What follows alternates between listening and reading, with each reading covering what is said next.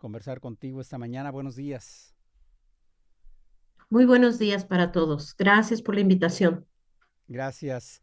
Verás, nada más déjame hacer unos ajustes aquí para poderte escuchar aquí en nuestro monitor y tener una mejor conversación, una mejor comunicación. Elisa, bueno, pues te escuchamos. A ver, desarrollanos este tema. Sabemos prepararnos para la muerte. ¿Tú qué nos dices? No estamos preparados, ¿eh? Culturalmente no nos enseñan lo que es prepararnos para la muerte. Sí, Eh, Hay una implicación muy grande porque culturalmente nos enseñan reírnos de la muerte, pero no nos enseñan prepararnos.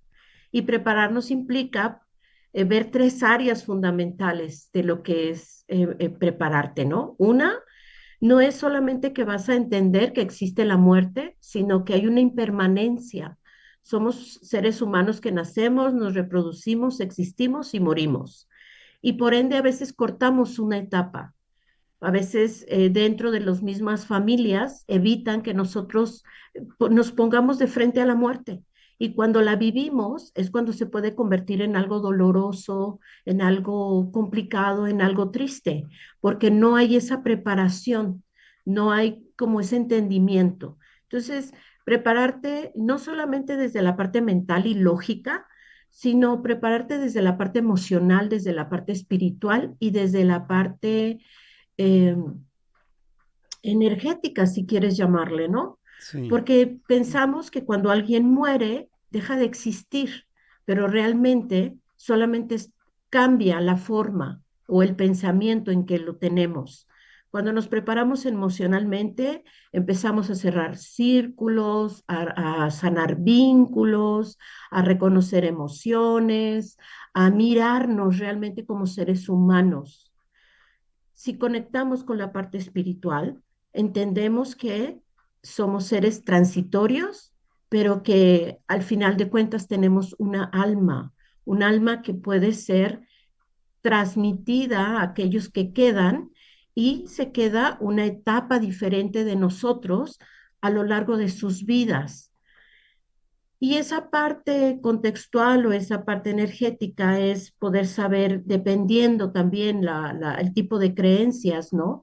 Pero también es saber que solamente estamos por un tiempo, pero nos transformamos. Entonces, Sí, mirarlo desde ese lugar, empezar a poder abrazar la parte de entender que sí existimos y podemos llegar a morir, pero entonces también sería preguntarnos qué es lo que estamos dejando a aquellos que se quedan. ¿Qué les estamos dejando como semilla? Viendo esto como una metáfora, sería que cuando nosotros nacemos, realmente han sembrado una semilla nuestros padres. Y conforme vamos creciendo, se han ido regando de diferentes experiencias, de diferentes vivencias, de relaciones, de emociones, de padecimientos, de viajes, de muchas cosas. Y ese árbol va creciendo, pero ese árbol ya dio sombra a otros que son las semillas de este árbol que somos nosotros. ¿Qué es lo que les estamos dejando? sí. Y si en dado caso estamos en este proceso, en una edad en donde ya empezamos a reencontrarnos, porque dentro de las etapas de vida va a llegar un punto en que nos reencontremos. No nos vamos a estar sumergidos en el día a día, el trabajo, la familia, las obligaciones, sino va a llegar un punto en donde la vida te va a decir, a ver, reencuéntrate, ¿qué es lo que has vivido? ¿Cuál es la semilla que has dejado?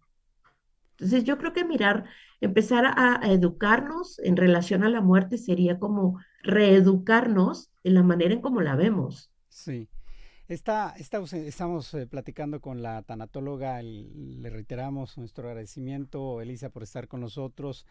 Te reiteramos nuestro agradecimiento, Elisa Cavazos, sobre la preparación, el prepararnos para la muerte. Pero bueno, dos cosas aquí. ¿Cuándo debemos empezarnos a preparar para la muerte de alguien, de algún cercano, y la de nosotros mismos? La de un cercano cuando vemos que hay una enfermedad terminal. Mm. Ahí yo creo que empezamos, ¿no? Pero desde lo que has visto, ¿cuándo debemos prepararnos? empezar En y esa cómo. etapa, cuando tenemos enfermos terminales o enfermos de adultos, yo creo que empieza un preduelo. Sí, Hay un preduelo, porque empezamos a ver cómo va cerrándose su círculo, se va ajustando su existencia. Y si en ese preduelo llevamos un acompañamiento correcto, un acompañamiento donde podamos tomar lo mejor de la persona y también podamos ayudar a aquel que va a morir en relación a una enfermedad, empieza también a hacer todo ese proceso que deberíamos haber hecho desde el momento que somos conscientes que vamos a sí. dejar de Es existir. un preduelo, no es que empecemos a prepararnos entonces. No, es un preduelo. Sí, Un preduelo te permite empezar a observar cuáles son las cosas que has dejado inconclusas, aquellas palabras que quisieras decir, aquel contacto que quisieras tener. Es algo que de manera natural se da sí. y no se sabe que es un preduelo. Y nosotros, la de nosotros, la muerte de nosotros, ¿cuándo debemos empezar a prepararnos para la muerte de Pues uno? dependerá mucho de cuál es la manera de la crianza, los valores, los principios, las creencias o los juicios que tiene cada persona, porque para muchos hay una preparación desde el momento uno que son conscientes y que sus padres les expresan que hay una manera de creer sobre la muerte, que hay una manera en la cual pueden saber en existencia. Yo siempre manejo los ejemplos y te lo hablo de manera personal. Discúlpame que te hable de tú. Adelante, no, no, Am, no, excelente, muy bien. eh, en mi crianza, en mi vivencia, nosotros dentro de la cre- religión en la cual nací, siempre existe esa esperanza de que hay un velo y que cuando morimos siempre van a haber alguien que nos recoge allá. O sea, Sí, va a haber un reencuentro. Entonces, para mí la muerte es algo natural y es un momento donde llegas a la cúspide de tu vida.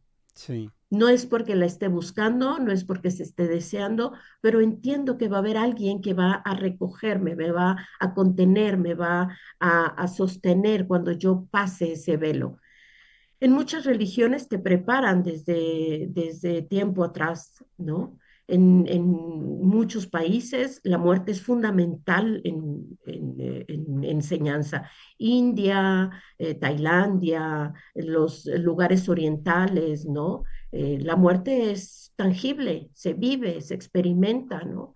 Se sabe que va a existir, ¿no? Entonces, de ahí también es mucho del conocimiento que se tiene, ¿no? Elizabeth Kubler-Ross, ella basaba dentro de todos sus estudios, que es la madre de la tanatología humanista, basaba todos sus estudios en esa creencia, en el que hay algo más allá y ese algo más allá nos recibe. sí, Solamente cambiamos de forma, sí. ¿sí? Elisa, la ausencia, cómo lidiar o cómo tratar o trabajar con esa ausencia que sabemos que pues ya va a ser para siempre de esa persona amada, de esa persona querida, de esa persona cercana? Muchas veces la ausencia se llega a sentir con más peso cuando he dejado de hacer cosas. A veces la ausencia se puede sentir muy pesada cuando detrás de esa ausencia hay culpa. Sí, Entonces, ¿qué es lo que estás recibiendo o que estás dando de aquel que sabes? Por ejemplo, uno con la edad que tiene, a lo mejor son los padres. ¿Qué es lo que has dejado de resolver con esos padres? ¿O qué has dejado de decir de esos padres? ¿O qué dejaste de tomar de esos padres? Por eso la parte afectiva, la parte de contención, la parte de contacto es fundamental en el ser humano. Hay una teoría de un ruso donde se llama teoría primal, donde es fundamental el contacto corporal, el contacto de piel, porque el órgano más importante en el ser humano es la piel y es el más extenso, pero es el más sensitivo y el más sensorial y te puedes recordar de muchas cosas cuando has tenido ese contacto. Y entonces cuando a veces los padres por la manera en el que son, la manera que fueron criados, por sus experiencias, muchos padres no tienen mucho contacto.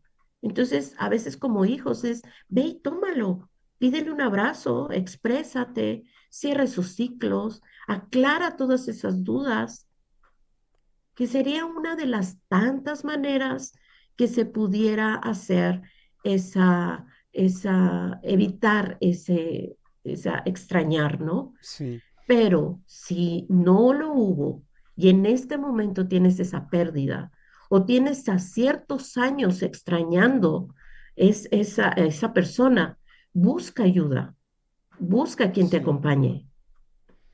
sí. Qué importante lo que nos dices, algo que parece tan sencillo, pero que pues no lo hacemos, ¿no? Y luego viene esta pérdida y es cuando decimos, oye, ¿por qué no lo hice, verdad?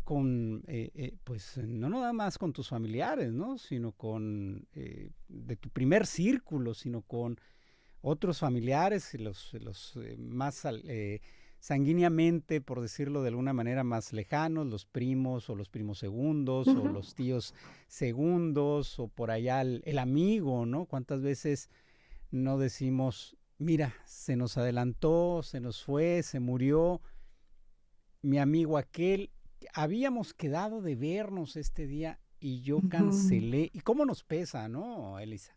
Para allá vamos, más o Porque menos. entonces Eso es. estamos posponiendo cosas, si te Sí, fijas, el tiempo de vida estamos siendo demasiado rápidos, estamos saboteados de información, estamos sumergidos en un contexto laboral, ciudad, lo que tú quieras, los tiempos, todo está sumamente rápido, pero no sí, nos damos ese tiempo. Entonces, así como no sé, cuando estábamos pequeños había un calendario o un horario, ¿por qué no hacer un horario donde yo voy a tomar de esas personas o voy a poner las cosas en claro, o voy a hacer las paces, o voy a cerrar mi círculo, ¿no? Para que no se quede nada pendiente desde mi punto de vista, sí, desde mi manera de pensar, porque ojo, cada persona es diferente. No podemos cortar en un solo molde el pensar de cada persona. Cada persona tuvo unos padres diferentes, una historia diferente, una manera de crianza diferente, valores diferentes. Así es que cuando se lleva un proceso, cuando una persona realmente decide hacer un cambio, hay que formar todo un contexto, porque para ella ese es el específico. No hay un lineamiento y no hay un manual. Y desde este tipo de tanatología, realmente se ve la profundidad, se ve quién es como persona, cuáles son esas máscaras que a veces se llegan a poner, cuál es el contexto familiar que tiene, cuál es el contexto social o psicosocial, cuál es su nivel emocional, su expresión emocional, su manera de vincularse. O sea, son muchísimas cosas que se llegan a ver y que sería muy bueno que empezáramos a conocernos. Y ahí claro, es donde entra esa inteligencia emocional que tanto se habla en redes sociales, ¿no? sí. Dejar un poco todo eso que nos ocupa, dedicarlo más a las relaciones afectivas. Entonces, Elisa, por ahí va más o menos Definitivo, tu idea. Hoy, definitivo. sí. Bueno, ya para concluir, si nos permites, Elisa, alguna reflexión, ¿qué apunte final haces sobre este tema, sobre la muerte, el dolor, la ausencia y prepararnos para el momento y aceptarla? Yo creo que la reflexión sería que se den el tiempo, que se tomen un tiempo. No pensar que van a invertir tiempo, sino que van a entregarse tiempo, que empiecen a conocerse, que empiecen a tener ese contacto con aquellos que aman, que se permitan expresarse, que, que lleguen a dejar esa semilla, una semilla, porque esa semilla se vuelve en una cuarta etapa de vida. Todos pensamos que tenemos la adolescencia, niñez, la adultez y luego el adulto mayor. No, hay una cuarta etapa. La cuarta etapa es los recuerdos que les dejamos a aquellos que se quedan cuando nosotros nos vamos. ¿Cuál es la cuarta etapa que quieres dejarles a otros? Esa Bien, sería. nos quedamos con esa entonces, con la semilla, con esa cuarta etapa. Gracias, Elisa. Gracias a ustedes. Que Hasta luego. tengan bonita mañana. Igualmente, Elisa Cavazos, tanatóloga, con este tema a propósito, ¿verdad? De el Día de Muertos, del previo de esta víspera esta celebración, de esta tradición tan mexicana, el Día de los Fieles Difuntos. Vamos a una pausa, permítanos un momento, son las 7 de la mañana con 57 minutos, ya regresamos.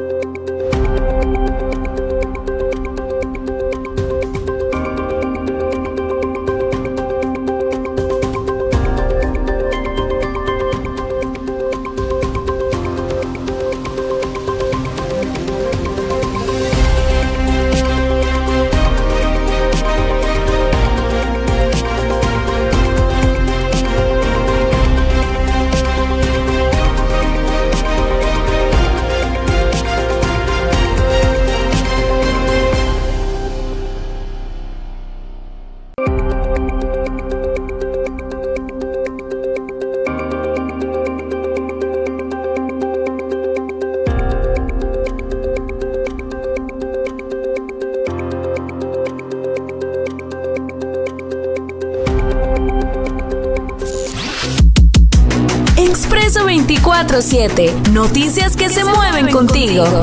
Regresamos.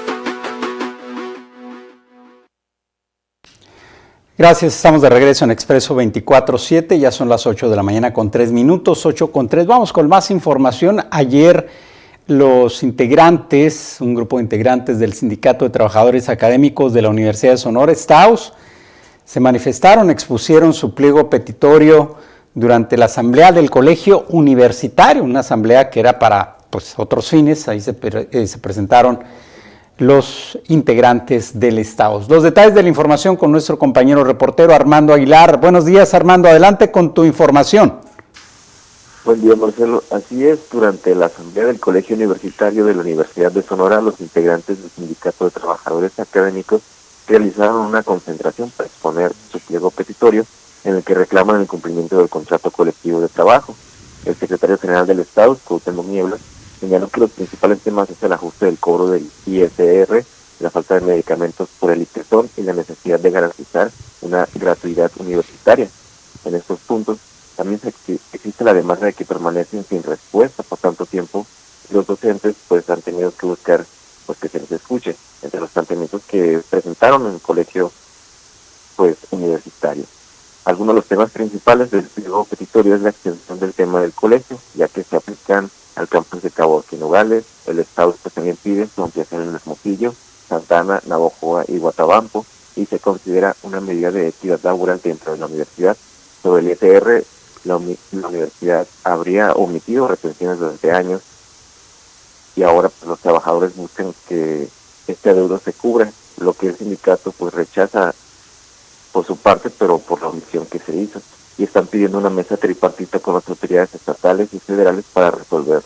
Entre las deficiencias del servicio del ITESON también reportan una falta de medicamentos y atención, incluso por compañeros que tienen problemas de salud por metales pesados y que no han recibido atención especializada. En la gratuidad, exigen eliminar las cuotas administrativas y de inscripción, ya que hay estudiantes que no han podido titularse por adeudos de la institución, y recuerdan que la Constitución establece la gratuidad en la educación pública. Sobre la revisión salarial y el presupuesto, han solicitado al Colegio Universitario que escuchen las voces del personal académico y de los estudiantes, pidiendo el planteamiento al considerarse en la próxima revisión salarial. En un contexto general, es que el Estado realizó la concentración durante la asamblea del Colegio Universitario para visibilizar el pliego petitorio, y el propósito que se recuerde el cumplimiento que tienen pendiente con el contrato colectivo de trabajo y plantear así temas que afectan al personal académico. El secretario general Cuauhtémoc Nieblas encabezó el pronunciamiento. Esa es la información, Marcelo. Bien. Oye, Armando, y por otro lado, la Fiscalía General de la República está investigando el accidente que se registró en la mina Buenavista del Cobre de Grupo México en Cananea y que dejó 2 personas muertas. ¿Hay más sobre esto, Armando? La Fiscalía confirmó que se abrió la carpeta de investigación para esclarecer el reciente accidente que ocurrió en una de las minas que comenta.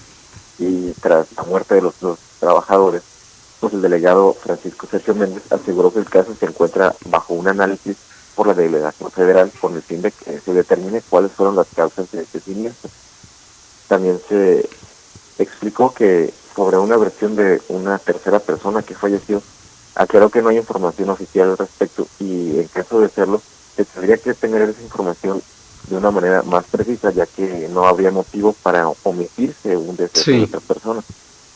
Una tercera víctima de este accidente. Sobre una versión que se manejó, claro, porque él está explicando que no tienen información, aún así lo van a investigar, claro, aclarando que no hay razón para que lo hayan omitido este hecho.